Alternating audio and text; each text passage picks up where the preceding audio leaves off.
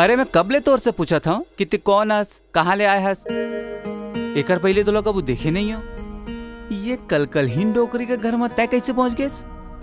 तो नाव का है और तय हंस की खाली अपन गोटी का सांकीला फाड़ फाड़ के देखा था। अरे बोलत काबर नहीं हंस? बोले में कुछ प्रॉब्लम है? कुछ प्रॉब्लम है तो तय मोला बता। ए आगे लादेन के मौसी अपन जबान ला लगाम दे। दूसर की चिंता में दूसर के खून सुखाए तोला का लेना देना है रे? पुलिस थाना का पूछताछ करत हस? खबरदार जे फेर गोठिया कोशिश करस्ता। हाँ। कमाल है यार, ये डोकरी के मुंह में तो खुदे लगाम नहीं है और मोला जबान संभाले बर कही थे। साले डोकरी।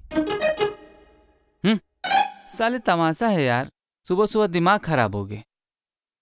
ए का हो इसरे? तय सब छोड़, ये बता ये चरचरहीन डोकरी के घर में कौन आए हैं? काली तो आइस है।